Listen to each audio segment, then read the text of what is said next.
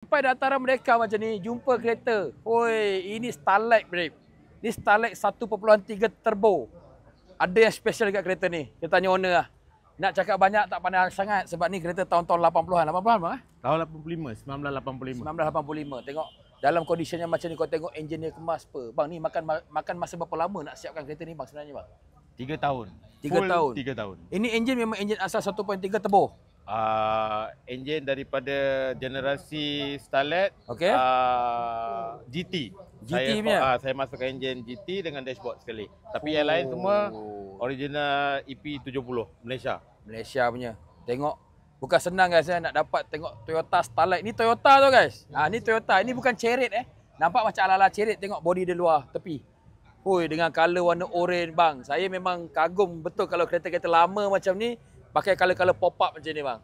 Ini memang cun. Dipadankan dengan sport rim daripada Watanabe 2 piece. 3 piece. 3 piece? Yang ni 3 piece bang? Ya. Yeah. Wow. Kalau ikut logiknya dia 3 piece.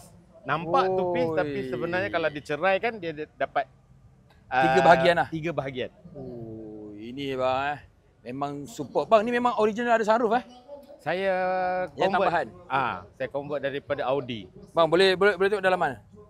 Oh, tak ada remote Dia betul-betul old school. mengekalkan 80-an ni penangan. Lagi satu tak ada central lock Alamak, tak ada center lock. Bang, tak teringin nak pasang center lock ke bang?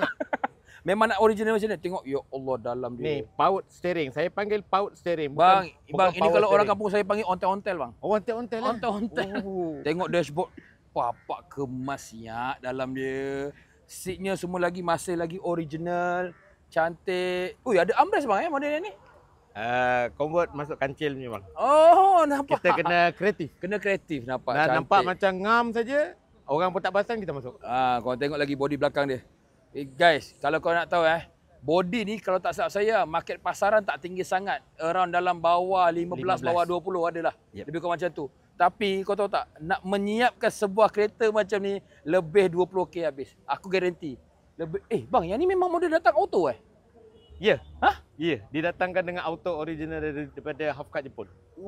Bukan saya convert. Hai, auto santai-santai petang-petang memang cun. Tengok body dia keliling. Tengok ni adalah body Starlight. Dia ada 2 jenis, dia ada front wheel dengan ada rear wheel betul tak? Rear wheel KP61. KP61 yang ini Starlight kambing ini kod dia EP70. EP70. Di Malaysia EP70, di Jepun EP71. Kalau yang tarik belakang tu biasa orang panggil Starlight kambing Betul. Toyota guys. Macam ni punya comel kecil-kecil macam ni. Jangan sangka tak laju 1.3. Ini malah